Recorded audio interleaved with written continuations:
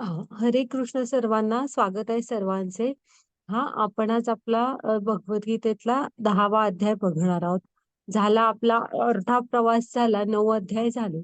हां, तर ओम अज्ञानतिमिरान्धस्य ज्ञानांजन शलाकया चक्षुरुन्मीलितं येन तस्मै श्री गुरवे नमः. श्री चैतन्य मनोभीष्टं स्थापितं येन भूतले स्वयं रूप कदा मह्यं ददाति स्वपदान्तिकं. हे कृष्ण करुणा सिंधू दीनबंधो जगतपते गोपेश गोपिका कांत राधाकांत नमोस्तुते. तप्त कांचन गौरांगी राधे वृंदावनेश्वरी वृषभानुसुते देवी प्रणमामि हरिप्रिये. नमा ॐ विष्णुपदाय कृष्णपृष्ठाय भूतले श्रीमते भक्तिवेदान्त स्वामी इति नामिने. नमस्ते सारस्वते देवी गौरवाणी प्रचारिणे निर्विशेष शून्यवादी पाश्चात्य देश तारिणे. जय श्री कृष्ण चैतन्य प्रभु नित्यानंद श्री अद्वैत गदाधर श्रीवासादि और भक्त वृंद. हरे कृष्णा कृष्ण कृष्ण हरे हरे, हरे राम राम राम हरे हरे. हरे कृष्णा कृष्ण कृष्ण हरे हरे, हरे राम राम राम हरे हरे. तर आपण आज की नाही, काल आपण राजयोग बघितला. तर बघितलात ना तुम्ही, कृष्णांना किती वाटतं की आपण त्यांच्याकडे जावं.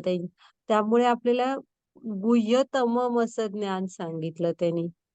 म्हणजे गोपनीय, आपण गोपनीय ज्ञान पटकन कोण कोणाला सांगत नाही. तर कृष्णाने खरं काय सांगितलं, त्यासाठी तुम्ही कोणाचाही मत्सर करता नाही आणि कृष्णांचा भक्त असायला हवं. तर आता आपण विभूती योग बघूया. विभूती या शब्दाचा अर्थ असतो ऐश्वर्य. हा, इथं अर्जुनाच विचारतोय म्हणून ही विभूती सांगितलेल्या आहेत कृष्णानी. तर बघूया आपण आता श्रीकृष्णांची ऐश्वर्य. आणि आपण इथे राधा गोविंदांना प्रणाम करूया. आपल्या प्रभुपाद स्वामींना प्रणाम करूया की ज्यांनी गीता आपल्यासाठी अशी सोप्या भाषेत लिहिली. हा, आणि नामानिष्ठ प्रभूजी ज्यांनी हा सुंदर अभ्यासक्रम बनवला. पुन्हा आमच्या मराठीची पूर्ण टीम आणि आमच्या पूजा माताजी आणि मी ज्यांच्याकडून गीता शिकले त्या अन्वया माताजी, त्या सर्वांना प्रणाम करते. घ्या माताजी पुढची स्लाइड. आहे आपण बघितलं ना काल की तुम्ही कृष्णाला प्रेमाने काय देऊ शकता बघा इथे. तर पत्रम पुष्पम फलम तोयम.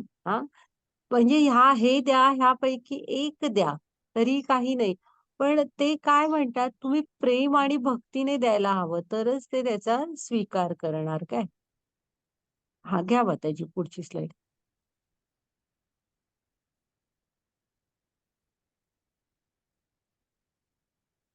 आता हे बघा इथे कसे कृष्णाला सर्व देवता आदर देण्यासाठी येतात. म्हणजे तुम्ही कुठलीही लीला पाहाल ना, तर त्यांचा जन्म झाला वगैरे म्हणजे अवतार घेतात ना कृष्ण, बाळकृष्णाची अवतार लीला वगैरे सगळं. तर आकाशामध्ये सारे देवी देवता येतात तेव्हा त्यांना म्हणजे प्रणाम करतात. किंवा कुठलीही लीला केली, कोणत्याही राक्षसांना वगैरे मारलं की त्यांना आपले हे करायला येतात, आदर देण्यासाठी येतात आकाशात देवी देवता. घ्या माताजी पुढची स्लाइड. आणि स्तुती मग भागवतम मध्ये वगैरे आहेत त्या स्तुती त्या केलेल्या.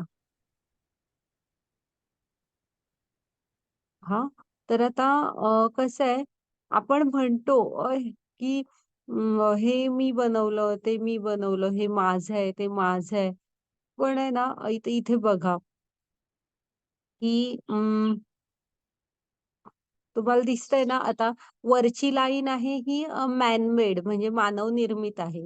हां, तर आपण जास्तीत जास्त काय करू शकतो, कारखाने बांधू शकतो आणि हे बनवू शकतो, ह्या अशा वस्तू बनवू शकतो.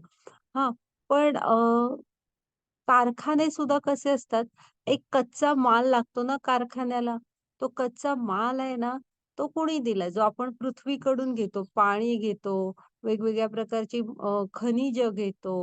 पुन्हा मग इलेक्ट्रिसिटी लागते, ती एकतर औष्णिक ऊर्जा असते किंवा मग हे पावसाच्या म्हणजे धरणातल्या पाण्यावर म्हणजे अ, वी पाण्यापासून बनलेली असते अशी. म्हणजे जरी इलेक्ट्रिसिटी झाली, तरी ते सगळं बनवण्यासाठी मूळ लागतं ते कुठून घेतो आपण? ते पण आपण निसर्गाकडून घेतो हां. मग हा निसर्ग कोणी बनवलाय? आता हे खालचे फोटो बघा. आपण आतापर्यंत प्लास्टिकची फुलं, कागदाची फुलं, कापडांची फुलं हे बनवणं वेगळं.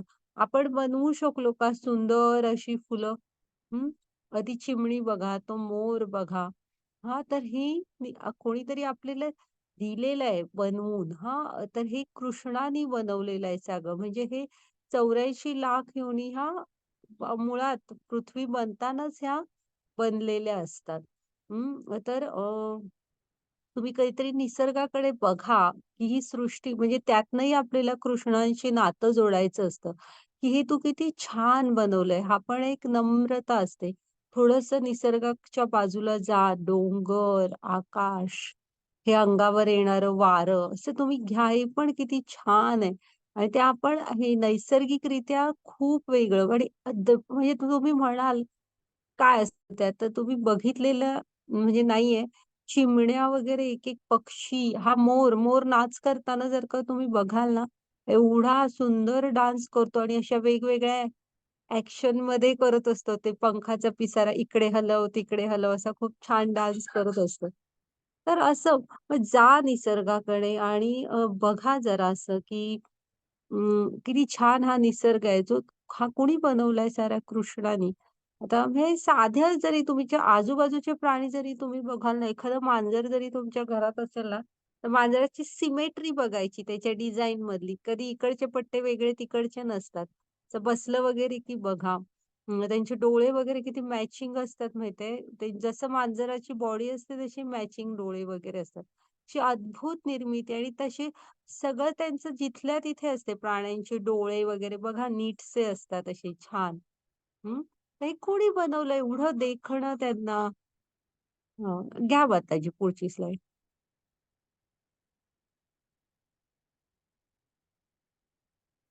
आणि आता माणसाला तरी कोणी बनवलंय? म्हणजे कसं माहितीये श्रीमद भागवतममध्ये ह्या ना स्टेजेस दिलेल्या आहेत हां. कोणत्या महिन्यात गर्भात म्हणजे बाळाची जी गर्भात वाढ होते ना, ती कोणत्या महिन्यात काय-काय बाळाचं तयार होतं. हे सगळं श्रीमद भागवतममध्ये दिलेलं आहे. तर ना तुम्ही बघा विचार करा, की किती छान प्रकारे हे म्हणजे एवढंसं म्हणजे पोट आपलं मातेचं केवढासा गर्भ असतो त्यात एवढं छान बाळ व्यवस्थित तयार होतं. हां, मग हे कोण करतं? आता आपण जर का तुम्ही म्हणाल टेस्ट ट्यूब बेबी वगैरे, तर त्याचं प्रमाण किती कमी आहे आणि ते पुन्हा मग कुठल्यातरी गर्भातच प्लांट करावं लागतं. गर्भ काय आपण बाहेर नाही बनवू शकत. हं. तर म्हणजे आणि माणसाचं शरीर हे सुद्धा एक इतकं सुपिरियर असं यंत्र आहे किंवा काहीही समजा तुम्ही. म्हणजे आपलं लिव्हर आता वगैरे ही हे काय-काय आपण जे खातो ते पचवतो ना हे शरीर म्हणजे कृष्णच असतो ते पण पचवायला. उष्ण जठराग्नीच्या रूपात. पण ते सगळं किती सुपिरियरली करत असतं हे शरीर. आपल्याला बाहेर जमत नाही कृत्रिम काही असं बनवायला. मग एवढे छान रचना कोणी बनवल्या? हां. आणि ज्यामध्ये काहीही दोष नाहीये अशा. आता हृदय बघा आपलं, फुफ्फुसाचं कार्य बघा. हां. घ्या माताजी पुढची स्लाईड. मग ह्या सर्वाचा स्रोत कोण आहेत बघा. आता इथे कसं दाखवलंय त्यांनी खाली हे आहेत वेगवेगळे भक्त, मग संत आहेत, मग देवी-देवता आहेत. हां, असं करत मग कृष्णांची विस्तारित रूपं आहेत आणि सगळ्याचं वर, वर, वर जाल ना तुम्ही, तर सर्वोच्च कोण आहेत? तर हे आहेत, कृष्ण आहेत बघा. हां, तर त्यामुळे ओरिजिनल स्त्रोत आपण गोलोक वृंदावनमध्ये पण बघितलं, चार्ट बघितला ना गोलोक चार्ट. त्याच्यामध्ये तुम्ही बघितलं ना ओरिजिनल स्त्रोत कोण आहे? तर तर कृष्ण आहेत. म्हणजे सगळ्याचा हां. मग त्यांचे विस्तार, विस्तार, विस्तार होत असं आपल्यापर्यंत येतं ते. पण मूळ कोण आहे? तर कृष्ण आहेत. हां. हां, घ्या माताजी पुढची स्लाईड. हरे कृष्ण. जो मला अजन्म चिरंतन सर्व लोकांचा स्वामी म्हणून ओळखतो, तो मानवामध्ये एकुलता एक आहे, जो आसक्ती आणि सर्व पापांपासून मुक्त आहे. हरे कृष्ण. हरे कृष्ण. हां. तर आपण पण मग कृष्णांना कसं ओळखायचंय बघा. अजन्मा, अजन्मा काय आहेत? तर ते मी तुम्हाला सांगितलं ना, तर ते जेवढं इथे त्यांचं कार्य असतं, तेव्हा ते लीला म्हणजे करण्यासाठी ना, म्हणजे इथे अवतार घेतात, इथलं काम झालं की निघून जातात. त्यांच्या धामात. हां, त्यामुळे ते जन्म, मृत्यू असे शब्द कधी आपण त्यांच्यासाठी चुकून सुद्धा वापरत नाहीत. कारण ते त्यांच्यासाठी नाहीच आहे, ते आपल्यासाठी आहे. हां, मग पुन्हा चिरंतन, सर्व माता हां, लोकांचा स्वामी हां, ह्या रूपात आपण त्यांना ओळखायला हवं हां. तर असा माणूस कृष्ण काय म्हणतात बघा, आसक्ती आणि पापांपासून मुक्त असतो. हां, घ्या माताजी पुढची स्लाईड.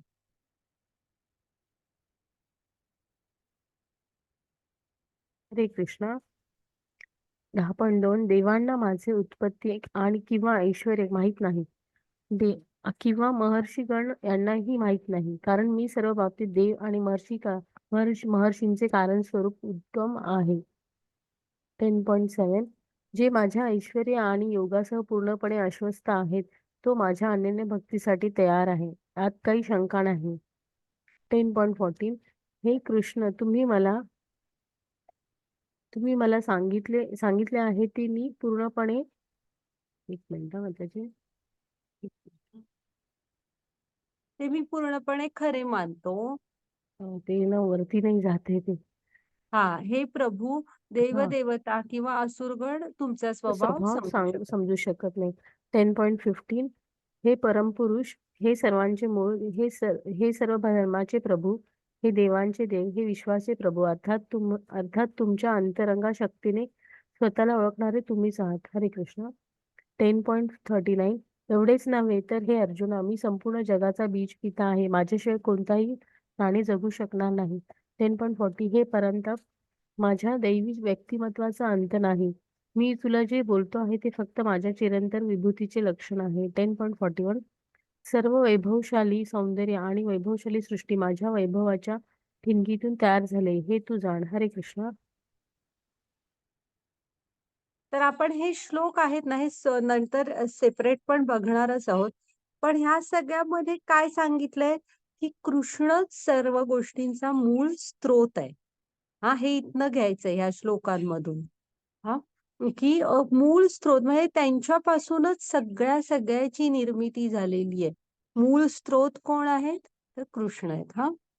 हां, घ्या माताजी पुढची स्लाईड. आपण हे सेपरेट पुन्हा पुढे बघणारच आहोत. हरे कृष्ण.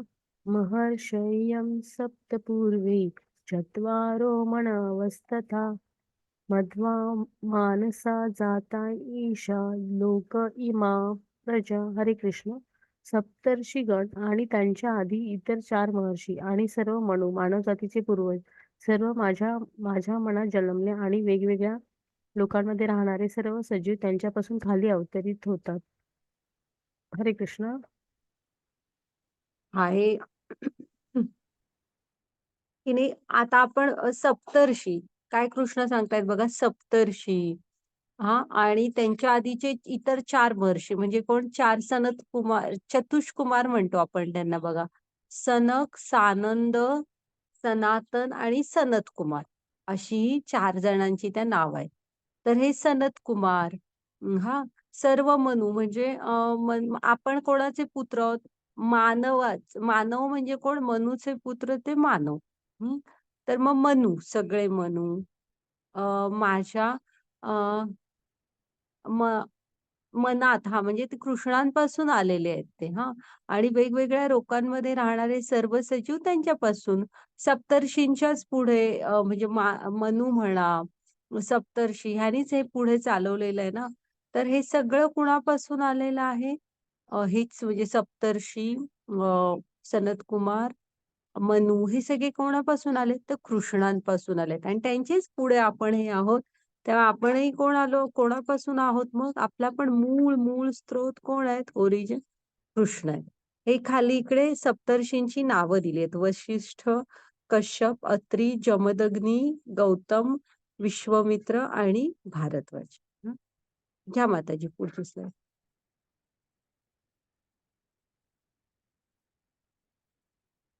सृष्टीकर्ता ब्रह्मा कोणाद्वारे निर्मित आहे? कृष्णांद्वारा.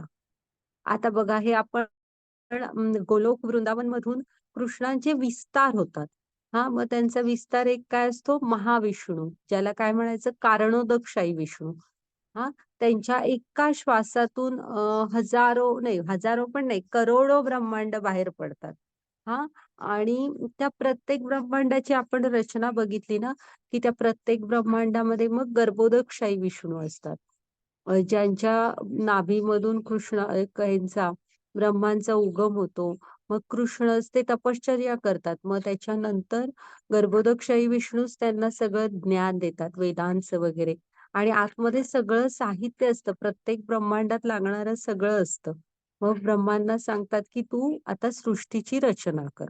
मग रचना केल्यावर सुद्धा पुन्हा एक विस्तारित रूप होतं क्षीरोदकशाही विष्णू. हां, जे क्षीरोदक सागरात असतात. तर क्षीरोदकशाही विष्णू चेतना रूपाने म्हणजे चराचरामध्ये जातात आणि चतुर्भुज नारायण रूपात परमात्मा रूपाने पूर्ण सगळ्या सजीवांच्या हृदयात असतात. हां, मग आता मूळ स्त्रोत कोण आहेत या सगळ्याचा? तर कृष्ण आहेत. हां, घ्या माताजी पुढची स्लाईड.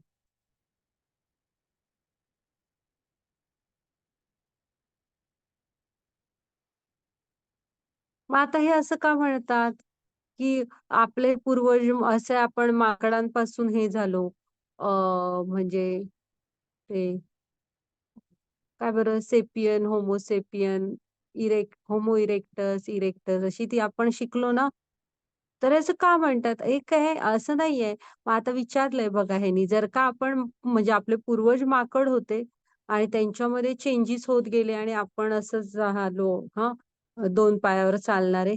तर मग आता तुम्हाला दिसतंय का सांगा? कुठल्या म्हणजे माकडापासून माणूस तर सोडाच, कुठल्याही स्पेसिसमध्ये काहीही बदल होऊन पुढची वेगळी स्पेसीस तयार झाली आहे, असं तुम्हाला आता कुठे दिसतं का सांगा? 84 लाख योनी ह्या बनतानाच बनलेल्या आहेत. कुणाच्यातूनही ह्याच्यातनं ते बनतं असं काही बनत नाही. हां, पण हे त्यामुळे आता मग थोडा विचार करा तुमचं तुम्ही. आता का आजूबाजूला दिसत नाहीये, की माकडं माणसांसारखी म्हणजे बॉडीली चेंजेस होतायत किंवा त्यांच्या वागण्यात पण होतायत, की बाबा एवढी बुद्धी त्यांची वाढतीये. हं, बघा. त्यामुळे आपले पूर्वज ते नाहीत, आपण मनूचे पुत्र आहोत. हां, घ्या माताजी. आणि बनवताना आपल्याला मनुष्य म्हणूनच बनवलेलं आहे. आता असं दिसतो का तुम्हाला एक असा माकड आहे जो निवांत एक कादंबरी लिहिली त्याने, लिखाण केलं, काही कला केली असं? हं? किंवा त्याच्या शरीरावरचे केस कमी झाले, शेपटी लांबीला कमी झाली, असं काही दिसलं का तुम्हाला? आता का थांबली आहे मग उत्क्रांती? हं? हां, घ्या माताजी. ॲक्चुअली हे आता परदेशात शिकवत नाहीत हा उत्क्रांतीवाद. हा आउट झालाय म्हणजे तर तो नाही हे झालाय शिकवत. पण भारतात का शिकवतात काय माहिती? हा वाचू काय माताजी वरचा श्लोक मी? असते ना, वाचते ना त्याची. हरे कृष्ण. अहम सर्वस्य प्रभोः मत्तं सर्वप्रवर्तते इति मत्वा भजन्ते बुधा भावसमन्विता. हरे कृष्ण. मी सर्व आध्यात्मिक आणि भौतिक जगांचे कारण आहे. सर्व काही माझ्यापासून प्राप्त झाले आहे. हे चांगले जाणणारा बुद्धिमान माझ्या प्रेमात आहे. आणि मनापासून माझी पूजा करण्यास पूर्णपणे तयार आहे. हरे कृष्णा. बघा हा कृष्ण काय म्हणतायत, की ते कशा कशाचा मूळ आहेत, सगळ्या आध्यात्मिक आणि भौतिक जगांचं. त्यांचे जगत आहे हे आध्यात्मिक आहे, आपली आहेत ही भौतिक आहेत. तर सर्व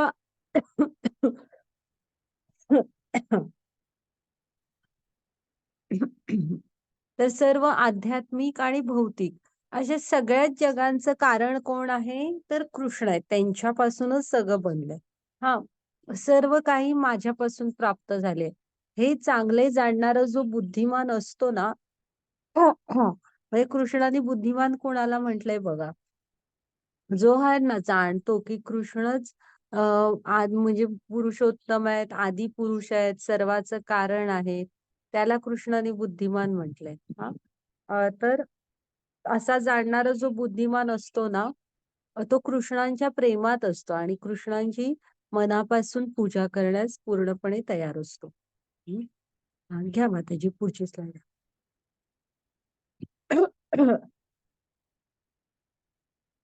हे दशावतार आहेत बघा हा, कृष्णांचे. इकडनं कुठून आपण सुरू करूया, खालून खालून सुरू करूया. डाव्या बाजूच्या खालचा कोपरा, हा, तो मत्स्य अवतार होता.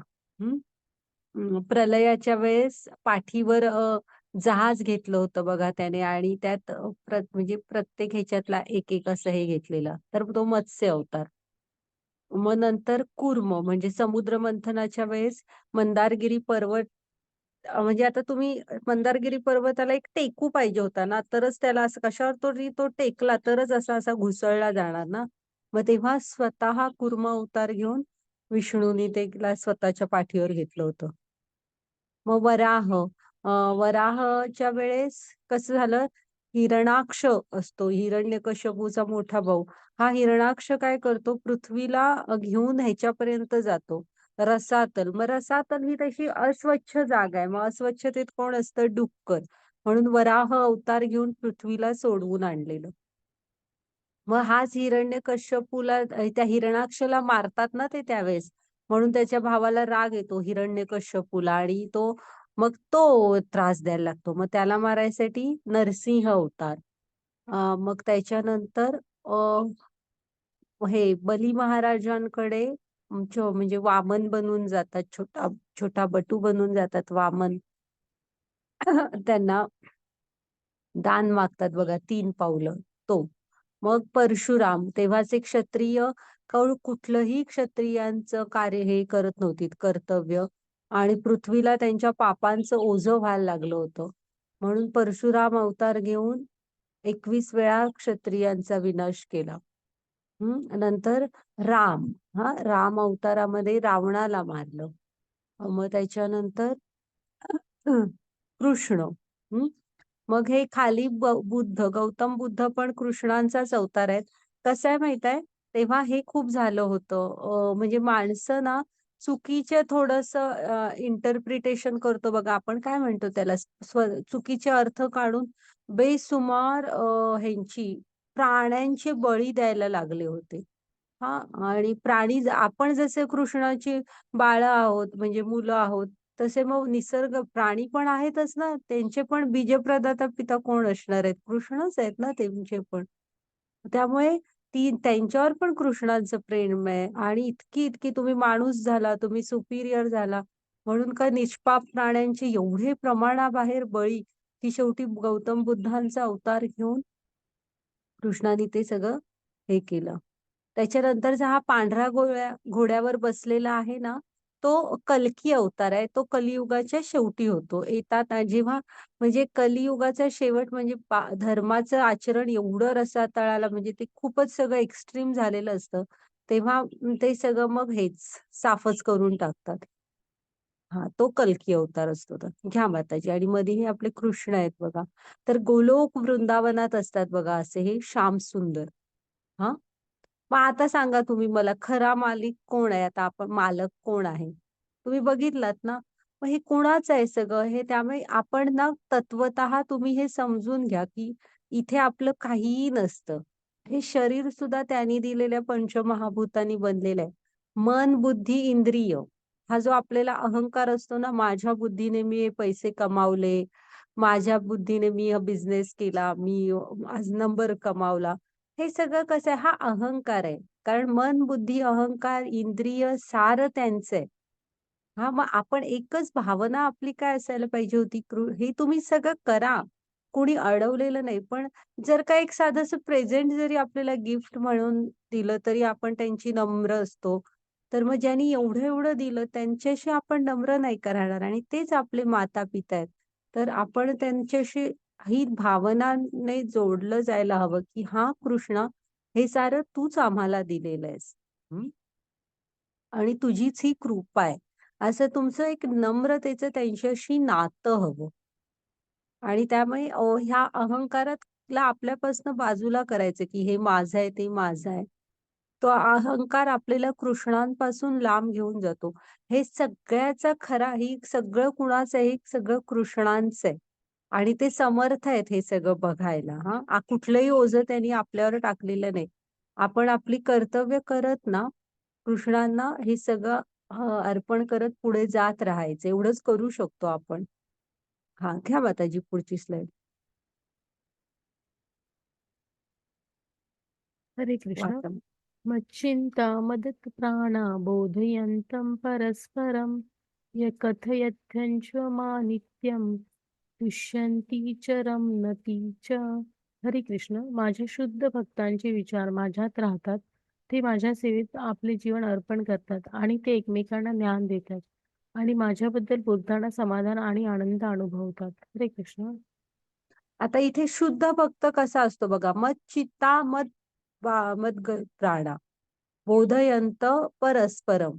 हा म्हणजे कश्च कथन्स कथयंतश्च मां नित्यं तुष्यन्ति च रमन्ति च. म्हणजे त्यांना तुष्यन्ति च रमन्ति च म्हणजे काय असतं माहित आहे? त्यांना समाधान आणि आनंद कशात असतो? तर आता वरच्या एवढ्यात असतो, की त्यांचे शुद्ध भक्त असतात ना, ते नेहमी कृष्णांचाच विचार करतात. ते त्यांच्या सेवेमध्ये जीवन अर्पण करतात. जसं प्रभुपाद स्वामींनी केलं आणि आपली महाराष्ट्राची एवढी मोठी थोर ह्याची म्हणजे संत परंपरा आहे. बघा जरा तुम्ही ती. आणि ते कृष्णांचं ज्ञान असतं ना, ते समाजाला देतात. म्हणजे त्यांनी ना संत हृदय नवनीत समाना म्हटलंय. कोमल असं लोण्यापेक्षा पण कोमल हृदय असतं. संतांनी जर का आपल्याला आता प्रभुपाद स्वामींनी हे ज्ञान आपल्याला दिलं नसतं किंवा आपले सगळे ज्ञानेश्वरांनी तेव्हा ज्ञानेश्वरी लिहिलीच ना, अ, गीता समजवून सांगण्यासाठी, तर आपल्याला हे ज्ञान कसं मिळणार होतं सांगा? त्यामुळे ते ना एकमेकात कृष्णांविषयीचं ज्ञान देतात आणि कृष्णांबद्दल बोलताना त्यांना आनंद आणि समाधान होतं. हं. तर असे असतात शुद्ध भक्त असे असतात. हां, घ्या माताजी पुढची स्लाईड. आणि आपण पण आपल्या कर्तव्याच्या रस्त्यावर चालताना जसं जमेल तसं असं करायला पाहिजे. आता प्रल्हाद महाराज गुरुकुलात असं बघा हे विष्णूंचं भजन कीर्तन करत असतात हां. त्या मुलांना बाकीच्या पण घेत असतात स्वतःबरोबर. घ्या माताजी पुढची स्लाईड.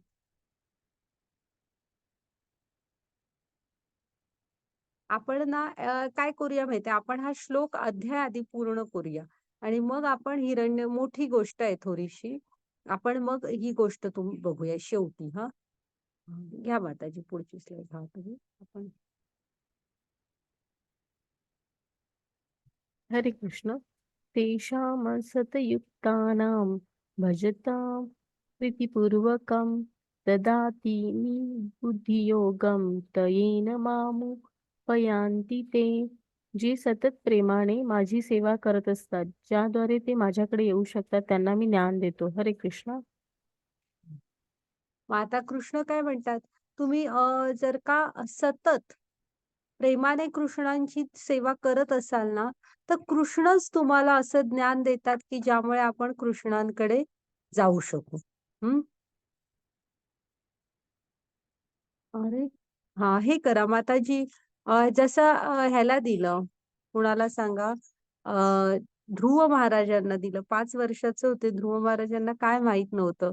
आणि प्रकट होते तेव्हा ध्रुव महाराज सांगतात सुद्धा, की तुम्ही आलात हेच म्हणजे ते गेलेले खूप मोठं हे मागायला, राज्य.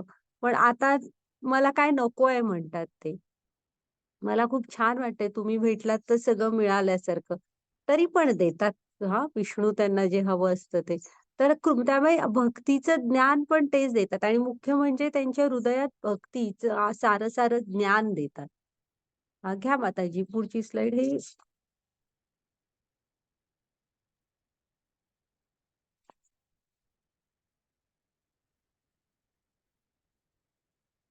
हां, तर आपण कंपासचा वापर करून दिशा वगैरे बघत असतो ना, तर आपण ह्याचा अं, जपमाळेचा वापर करून आपण कुठे जायचंय सांगा? कृष्णांकडे परत जायचंय.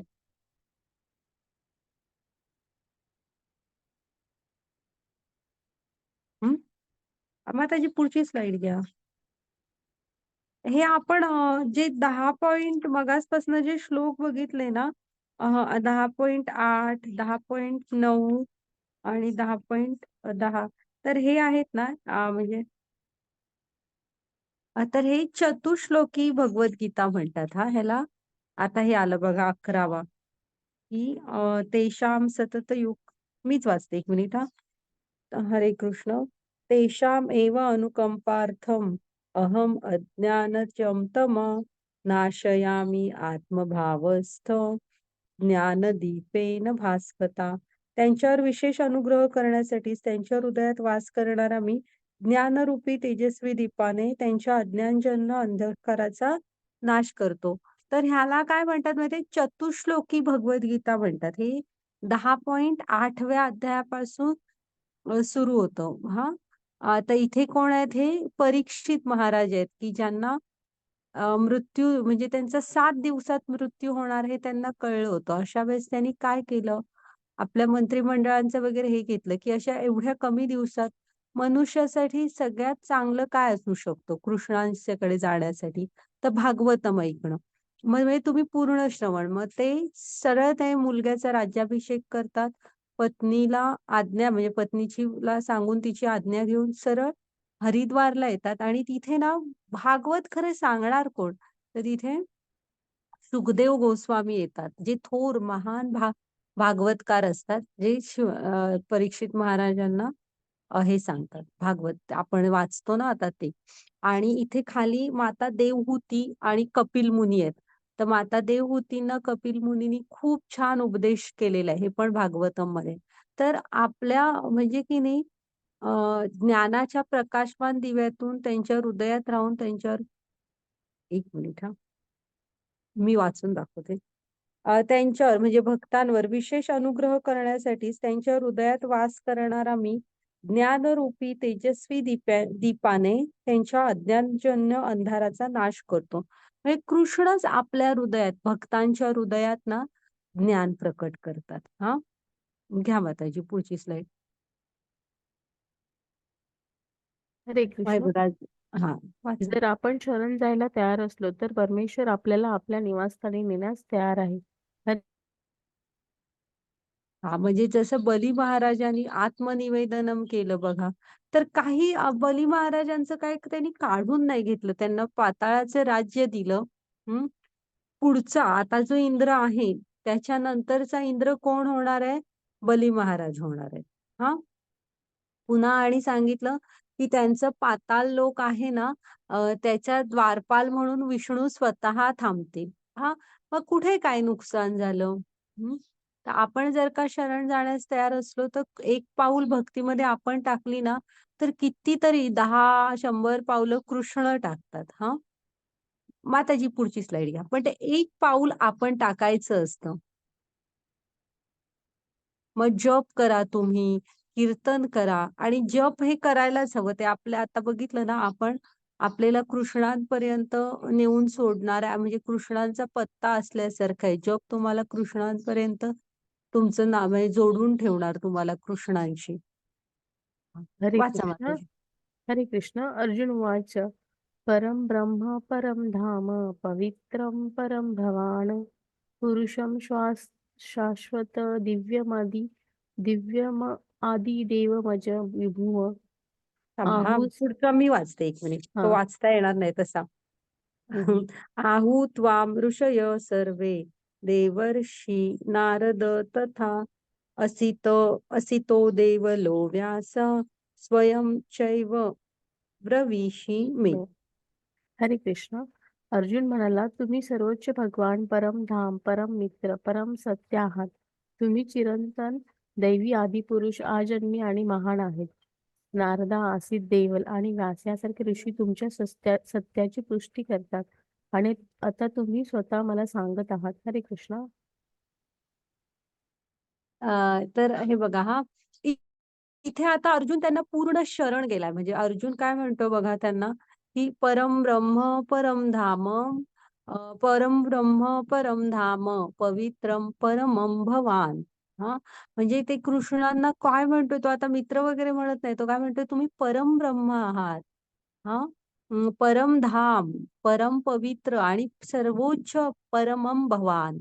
हा, आणि आदिपुरुष आहात, अजन्मी आहात, महान आहात. हा, म्हणजे ह्या सगळ्या रूपात अर्जुनाने त्यांना स्वीकारलं. आणि तो काय म्हणतो, हे जे म्हणजे थोर ऋषी, नारद, असित, देवल, व्यास यांच्यासारखे ऋषी पण त्या सत्याची पुष्टी करतात. आणि तुम्ही स्वतः पण मला आता तुमच्या मुखाने पण तेच सांगत आहात. त्यामुळे अर्जुनाने हे सगळं स्वीकारलंय. लक्षात ठेवा हा 10.12 आणि 13 श्लोक. आणि पुन्हा 10.8, 9, 10, 11 ह्याला काय म्हणायचं, चतुश्लोकी गीता. अगदी एकादशी दिवशी वगैरे तुम्हाला गीतेचं पठण वगैरे नाही जमलं तर चतुश्लोकी गीता म्हणजे हे 4 श्लोक तरी म्हणा. हा, घ्या माताजी पुढची स्लाईड. मग काय प्रश्न आहेत बघा, देव कोण आहे, त्याचं नाव काय, तो माणूस आहे का, तो कसा दिसतो, आपण त्याच्यावर ध्यान कसे केंद्रित केले पाहिजे. तर बघा, देव कोण आहे, तर देव म्हणजे इथे भगवंत. देव काय असतात 33 कोटी ते नव्हे. भगवंत कोण आहेत, तर कृष्ण आहेत. हा, त्यांचं नाव काय आहे, तर श्याम सुंदर आहेत. म्हणजे कृष्ण म्हणा, श्याम सुंदर रूप आहे त्यांचं, तसं ते गोविंद. हा हा, ते त्यांनी आपल्याला उलट ते तसं शरीर असतं त्यांचं, 2 हात 2 पाय. त्यांनी आपल्यावर एवढं प्रेम आहे ना, त्यांच्यासारखं शरीर दिलंय आपल्याला. आपण त्यांच्यावर ध्यान कसं केंद्रित करायला हवं, तर जप करायचा तुम्ही. हा, सांगितलंय ना मराठी भक्ती गीता, आता तुम्ही गीता शिकल्यावर जास्त कळतील तुम्हाला. तुझे रूप चित्ती राहो मुखी तुझे नाम, देह प्रपंचाचा दास सुखे करो काम. तर आपल्या पण मुखात त्यांचं म्हणजे चित्तामध्ये कृष्ण असायला पाहिजे, मुखी त्यांचं नाम असायला हवं. हा, घ्या माताजी पुढची स्लाईड. आता जप कसा करायचा बघू. तर आधी पंचतत्व मंत्र म्हणायचा, जय श्री कृष्ण चैतन्य प्रभू नित्यानंद श्री अद्वैत गदाधर श्रीवासादि गौर भक्त वृंद. हा, आणि मग आपला जप सुरू करायचा, हरे कृष्ण कृष्ण कृष्ण हरे हरे, हरे राम राम राम हरे हरे. तर हा पंचतत्व मंत्र आपण का म्हणतो आधी, तर हे आचार्य आहेत, ह्यांनी तेव्हाच परिस्थिती एवढी बिकट होती, त्यामध्ये खूप काही काही सहन करून ही म्हणजे हे सगळे हे होते, कृष्ण स्वतः चैतन्य महाप्रभू म्हणून आलेले. पुन्हा नित्यानंद प्रभू म्हणजे इकडेच्या बाजूला आहे, नित्यानंद प्रभू म्हणजे बलराम, त्यांच्या शेजारचे अद्वैत आचार्य म्हणजे महाविष्णू आणि सदाशिव म्हणजे शंकर स्वतः मदतीला. ह्या लीलांमध्ये हे मदत करायला तर येतातच ना त्यांचे हे बरोबर ही सगळी जण. तर ते स्वतः शंकर आणि सदाशिव म्हणजे सदाशिव आणि सॉरी महाविष्णू असे ते अद्वैत आचार्य होते. पुन्हा हे गदाधर म्हणजे राधा राणी होती आणि ललिता सखी तिची. आणि ते श्रीवास पंडित आहेत ना उजव्या बाजूला सगळ्यात शेवटचे, ते नारद. हा, मग ह्या स्वतः सगळ्यांनी येऊन पुन्हा धर्माची स्थापना केली, हरिनाम संकीर्तनाचं आंदोलन उभं केलं. हरी बोल म्हणून सांगितलं. भक्ती किती कशी असते, भक्ती ही भयाने करायची नसते, तर तुमची प्रेमा भक्ती हवी, ती स्थापन केली त्यांनी. घ्या माताजी पुढची स्लाईड.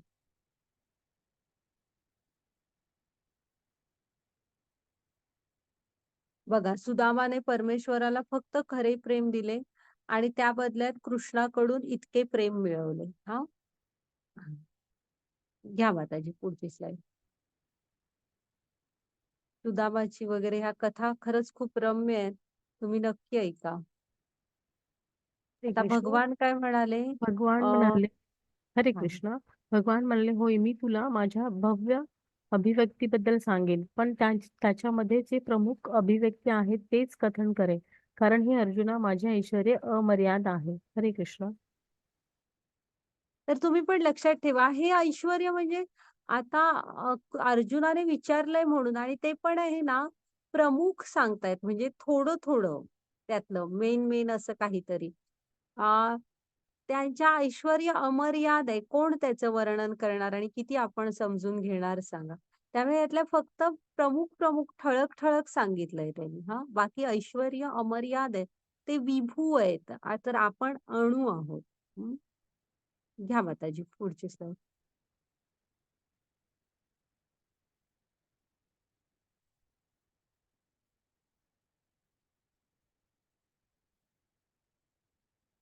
ही ऍक्च्युली मला हवा जरासं माताजी हे आपलं नेहमीच आहे नव्हे काय हा फोल्डर? तोच त्यामुळे आहे, तोच आहे. मनीषा थांब, माताजींचं ते. होय काय? हं. एकच मिनिट हा, जरासं मला स्क्रीनचा हे वाढवते. हा, आता जरा दिसतंय हे. हा, तर हे असं वाचा माताजी. आदित्यांमध्ये विष्णू, ताऱ्यांमध्ये चंद्र असं वाचा. हरे हे कृष्ण. हं. आदित्यांमध्ये विष्णू, ताऱ्यांमध्ये चंद्र, वेदांमध्ये सामवेद, देवतांमध्ये इंद्र, इंद्रियांमध्ये मन, जीवित प्राणींमध्ये जीवनशक्ती, रुद्रमध्ये शिव, यक्ष आणि राक्षसमध्ये कुबेरा, पुजारीमध्ये ब्रह्मसंपत्ती, हा, म्हणजे सेनापतीमध्ये ते हे पुजारींमध्ये म्हणजे बृहस्पती आहे. टायपो एरर असतात जराशा मुलांनो. म्हणजे अच्छा देवांचे बृहस्पती. गुरु बृहस्पती. हम्म. सेनापतीमध्ये स्कंद, जलाशयामध्ये सागर, साधूमध्ये भृगू, ध्वनिकंपनमध्ये ओम, पवित्र नामाचा जपमध्ये त्याग, अचल गोष्टीमध्ये हिमालय, वृक्षमध्ये अश्वस्थ, देवांचे ऋषी नारद, डेमिगॉड्स मध्ये हा चित्ररथ म्हणजे ते चित्ररथ, हे गंधर्व वगैरे त्याच्यामध्ये. घोड्यांमध्ये काय ते उच्च श्रवा. उच्च श्रवा, हम्म. आणि हा, ते तर हत्तीमध्ये ऐरावत, हा, ऐरावत. पुरुषांमध्ये सम्राट, शस्त्रामध्ये व्रज, वज्र, गायांमध्ये सुरभी, ते प्रिसेटर मध्ये क्युपिड, ते द्या सोडून. चला पुढे. सापामध्ये वासुकी, नागांमध्ये अनंत, जलीय देवतामध्ये वरुण, पूर्वजांमध्ये आर्यमा, कान काय कानून केली म्हणजे धर्माचं रक्षण कोण धर्माचं म्हणजे धर्म स्थापन करते ते यम. यम हे राम, धर्माचंच रूप आहे. दैत्य दानवमध्ये प्रल्हाद, वश हा, समय, वश म्हणजे वश सगळे कुणाच्या अधीन आहेत? तर काळाच्या अधीन आहोत ना आपण सगळे, तर ते काळ आहेत बघा. जनावरांमध्ये सिंह, पक्षामध्ये गरुड, शोधकामध्ये हवा, मास्यामध्ये शार्क, नदीमध्ये गंगा, रचनामध्ये मध्य हा, सुरुवात म्हणजे शरद, कुठल्याही रचनेची सुरुवात, आदी मध्य अंत सगळं तेच आहे. नद्यां विज्ञानामध्ये आध्यात्मिक विज्ञान, ठीक आहे, लोकस्टर.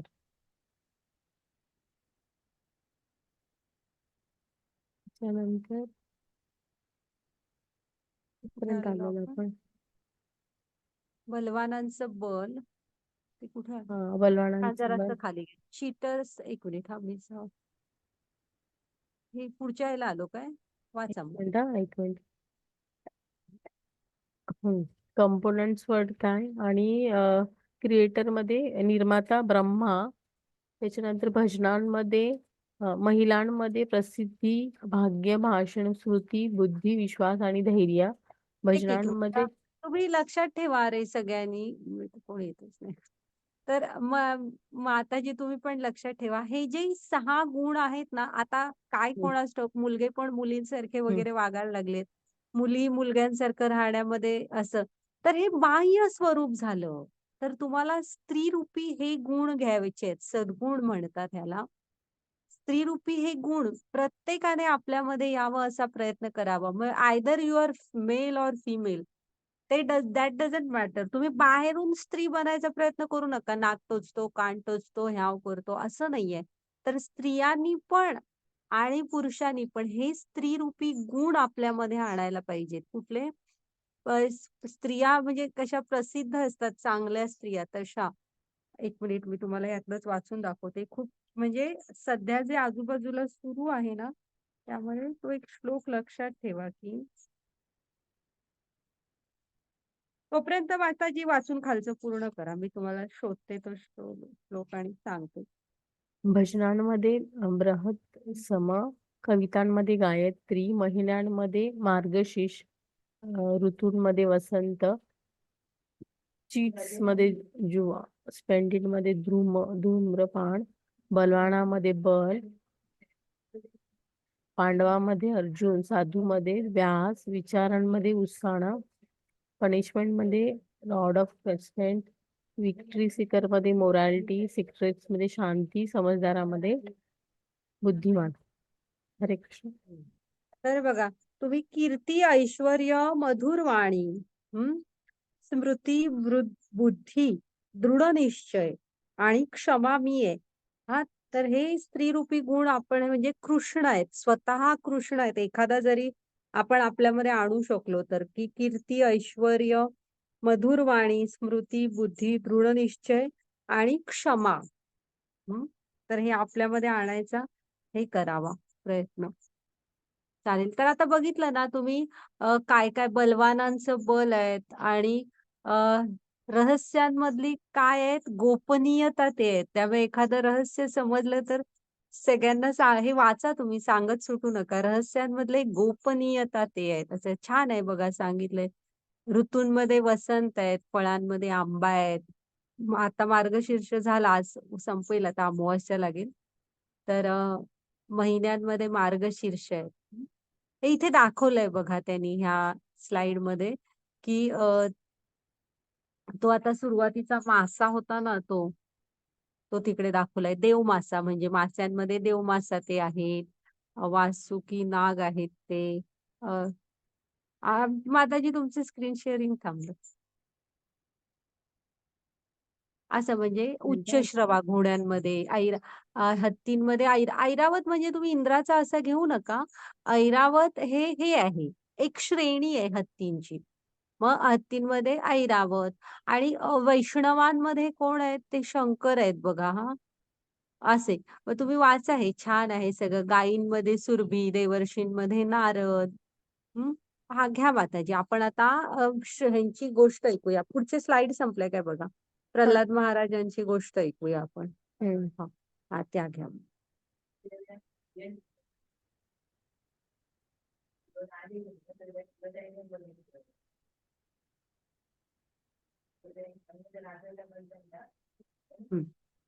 तर आहे ना, प्रल्हाद महाराज कसे असतात माहित आहे? नाही असू दे, ते काय हे नव्हतं माताजी. असं थोडं दिसलं ते चालेल. ठीक आहे माताजी. तर प्रल्हाद महाराज हे कोण? असुर कुळात जन्मले. हा, मग म्हणजे आता आपण बघितलं ना, हिरणाक्ष. हिरणाक्ष काय करतो?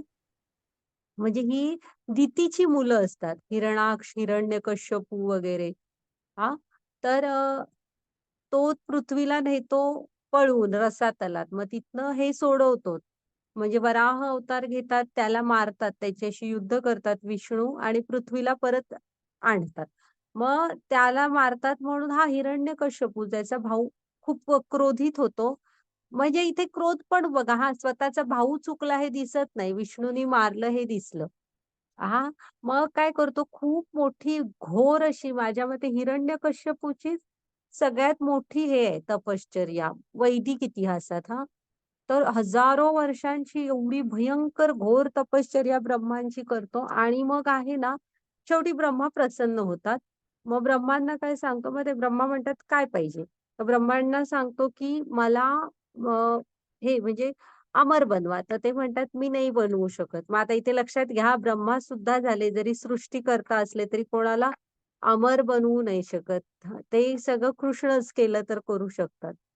मग ब्रह्मांना तो काय सांगतो माहितीये, मला मग असा आशीर्वाद किंवा काय म्हणतात, असं वरदान द्या, की मी घराच्या आत मरणार नाही, मी घराच्या बाहेर मरणार नाही, मी दिवसा मरणार नाही, मी रात्री नाही मरणार, मी मनुष्यांच्या हातून मरणार नाही, मी प्राण्यांच्या हातून मरणार नाही. अ, आणि काय राहिलं बघा, मी जमिनीवर मरणार नाही, मी जमिनीखाली मरणार नाही, असा म्हणजे. आणि पण सूर्योदय पण नाही आणि दिवसा पण नाही, रात्री पण नाही असं. हां, असं. आणि बघा एवढं डोकं लढवून हे मागतो वरदान. मग थोडाफार अमरच झाल्यासारखा होतो ना. मग आधीच मग येतो आणि आल्यावर आता त्या वरदानामुळे मला आता त्याला तर कळतं ना, मी मनुष्यांकडून पण मरणार नाहीये, मी देवी-देवतांकडून पण मरणार नाही, मी प्राण्यांकडून पण नाही. मग एवढा आतंक आणि ह्याचा आतंक मग त्या कथा वाचण्यासारख्या आहेत, की पहिलं का म्हणजे सगळं जिंकतो. देवी स्वर्ग-बिर्गावर पण हल्ला करतो. सगळे देव लपून वगैरे बसतात. हां. आणि सगळं ह्याच्यात म्हणजे सगळ्याचा हे बनतो राजा. आणि काय करत असतो, त्याची स्ट्रिक्ट ऑर्डर असते, की विष्णूंचं नाव सुद्धा कोणी घ्यायचं नाही. म्हणजे विष्णूंचं सगळं बंद करून टाकतो. नाव सुद्धा घ्यायचं नाही. सगळे बिचारे भक्त असतात ना, म्हणजे साधू वगैरे, ऋषीमुनी कुठेतरी लपून बसलेले असतात कपारींमध्ये वगैरे. हा शोधून-शोधून सगळ्यांना मारत असतो. हे एक बाजूला सुरू असतं. मग हा जेव्हा तपश्चर्येला वगैरे जात असतो ना, जातो, तेव्हाच इंद्रांना भीती वाटत असते, की हा आता काहीतरी भयंकर तपश्चर्या करून काहीतरी वरदान मिळवणार आणि येऊन त्रास देणार. म्हणून हा इंद्र काय करतो, त्याच्या नगरीवर हल्ला करतात आणि सगळी नगरी जिंकतात त्याची आणि बायकोला घेऊन जात असतात, की त्याच्या पोटात ना बाळ असतं तिच्या. मग ते काय म्हणतात, की इंद्र विचार करतो म्हणजे असुराचं मूल होणार ते पण त्रास देणारच होणार. म्हणून तिला मारून टाकावं असं विचार करून घेऊन जात असतात. तेवढ्यात वाटेत नारद येतात आणि नारद म्हणतात, की "तू इंद्र असं करू नकोस. हिच्या पोटी महाभागवत जन्मणार आहे." मग इंद्र काय म्हणतात, "ठीक आहे. म्हणजे तुम्ही मग मला काय म्हणजे तिच्याशी काय वैयक्तिक इंद्राचं असं हे नसतं ना वैर. मग इंद्र तिला सोडून देतो. मग ती म्हणते मग ती आता कुठे जाणार ना, मग नारदांच्या आश्रमात जाते. ते म्हणतात, "इंद्र तुम्ही घेऊन जावा तिला." मग नारद आपल्या आश्रमात घेऊन येतात आणि ना तिला पोटातलं बाळ असतं ना, ते त्याला कथा वगैरे सांगत असतात. त्यामुळे बघा भक्ती प्रल्हाद महाराजांनी आईचं नाव कयाधू असतं. तर कयाधूच्या पोटातूनच सुरू केलं. हां, कयाधू झोपत पण असते एक-एकदा हे सगळं ऐकताना. तर हे आहे ना कोण सांगा? आतून प्रल्हाद महाराज असं नारदांकडे कथा ऐकताना असं हूं, हूं असा हुंकार टाकून बोलत असतात. तर असे. मग नंतर कयाधू त्यांना जन्म वगैरे देते. पण होतं काय जेव्हा हा परत परत येतो ना हिरण्यकश्यपू, तेव्हा ती म्हणजे ह्यांच्याकडे निघून जाते. म्हणजे ते न्यायला येतो तो आणि ती नवऱ्याकडे जाते.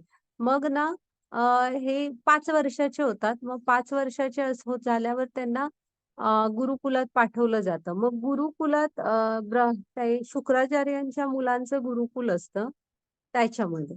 हं. मग होतं काय म्हणजे त्यांना कायसं शिकवायचं असतं, हिरण्यकश्यपू हाच हे आहे म्हणजे प्रमुख. सगळं काही त्याने तयार केलेलं आहे. सगळं काही त्याचं आहे, असं सगळं शिकवत असतात. मग प्रल्हाद महाराज ते काय तसलं शिकत नसतात.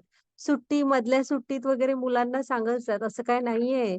चला आपण विष्णूंचा जप करूया, विष्णूंचं नामकीर्तन करूया." आणि ती मुलं खेळता-खेळताच त्यांना हे शिकवत असतात विष्णूंचं नाव घ्यायला. खरं तर ही सृष्टी कुणाची आहे? विष्णूंची आहे वगैरे असं. ही सत्ययुगातली कथा आहे. नाही सत्य नाही. युग मला आठवत नाही आता. पण हां, तर आहे ना असं. मग पहिल्यांदा 5 वर्ष म्हणजे सुट्टीला घरी येतात. मग आई-वडील विचारतात. आई त्यांना व्यवस्थित कपडे-बिपडे तयार करून वडिलांकडे पाठवते. गुरुकुलातनं वर्षभराने हे आलाय. मग वडील म्हणतात, "काय शिकलास गुरुकुलात?"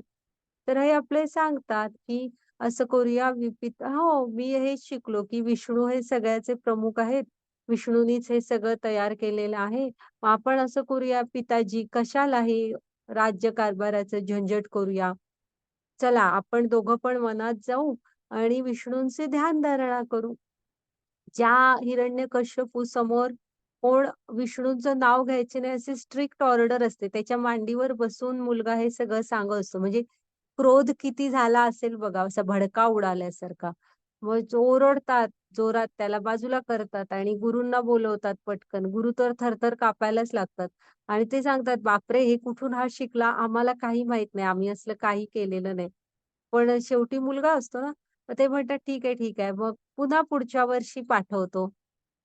मग मधलं 1 वर्ष पण असंच जातं आणि मग गुरुजी तर स्ट्रिक्ट असतात खूप झालेलं, असलं काही करायला वगैरे देत नसतात. हां, पण तरी पण मग दुसऱ्या वर्षी पण परत आल्यावर तेच विचारतात, "बाळ, बाळ गुरुकुलात तू काय शिकलास?" तर बाळ परत हेच उत्तर देतं, की विष्णूच सगळे म्हणजे निर्माते आहेत, हे सगळं विष्णूंचं आहे. ते पुन्हा मग तेच. मग मात्र गुरूंना बोलवतात.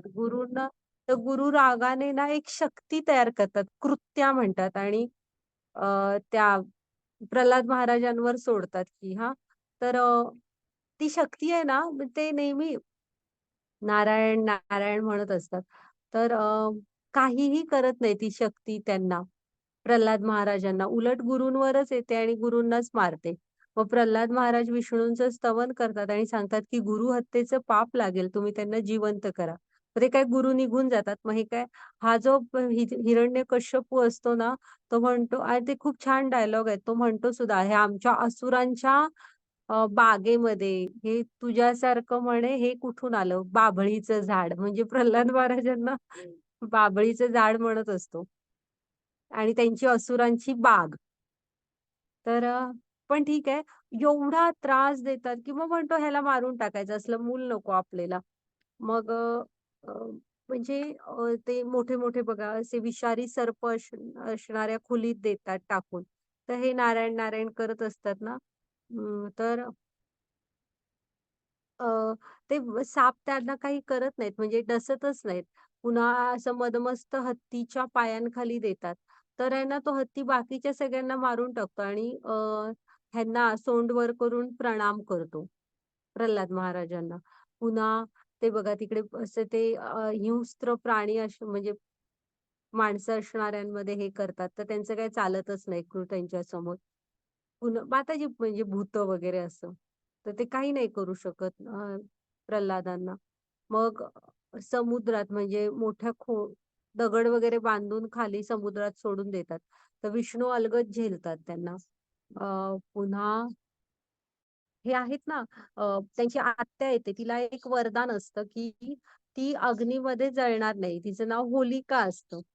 तर आता हे लक्षात ठेवायची, की हे अशी कुठलीही वरदान, काही वेगळ्या शक्ती असेल, तर त्याचा उपयोग हा फक्त म्हणजे मनुष्यांच्या कल्याणासाठी करायचा असतो. हं. ही काय हिला उपाय सुचतो, की म्हणते भावाला मी त्याला मांडीवर घेऊन चितेवर बसते. मग तुम्ही ती म्हणजे ती पेटवा आणि मी म्हणजे तो मुलगा म्हणजे प्रल्हाद जळून जातील, मी काय जळणार नाही. मग अशासाठी तर वरदान मिळालेलं नसतं ना. मग ही बसते. तर ही जळून जाते होळी दिवशी बघा. ही जळून जाते आणि प्रल्हाद महाराज सुरक्षित राहतात.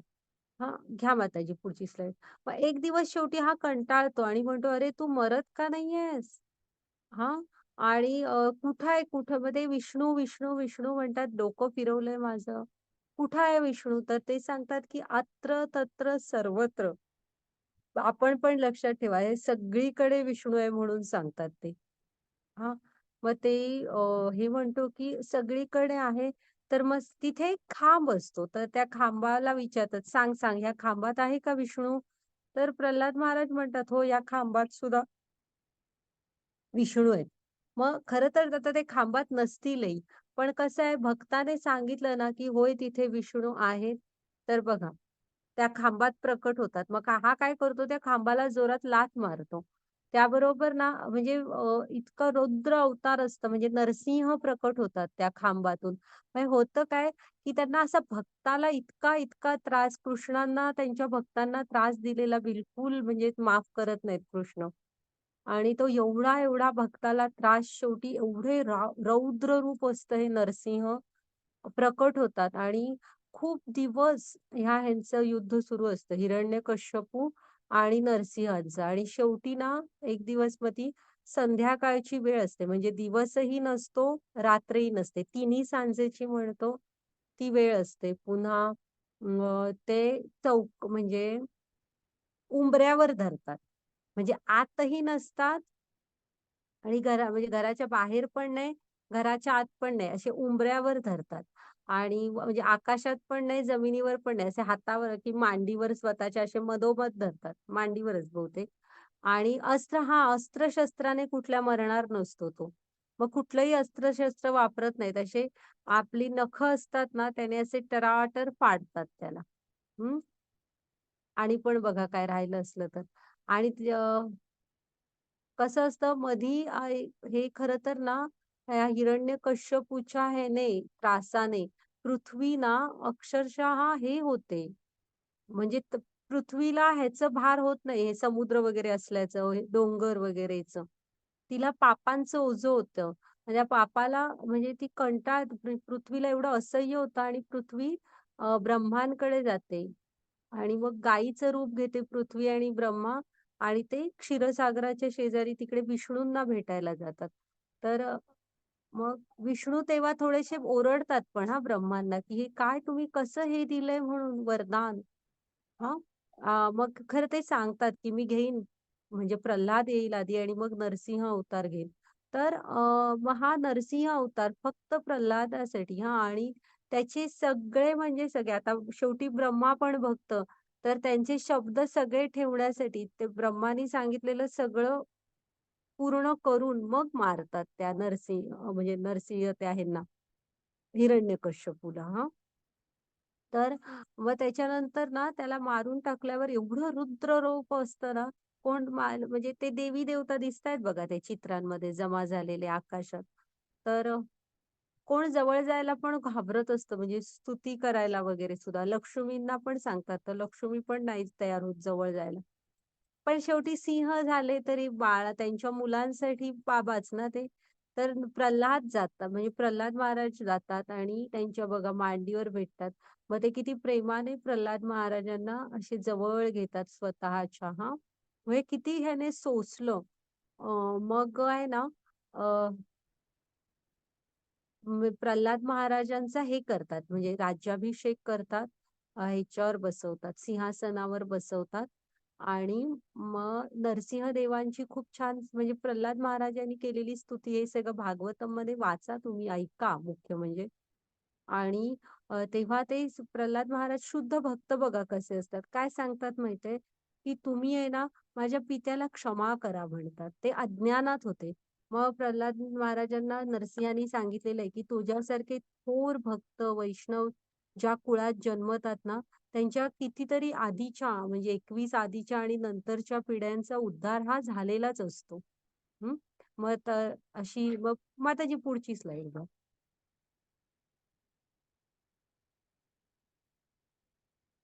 ते बघा तो राज्याभिषेक करतात. पुढची स्लाईड घ्या.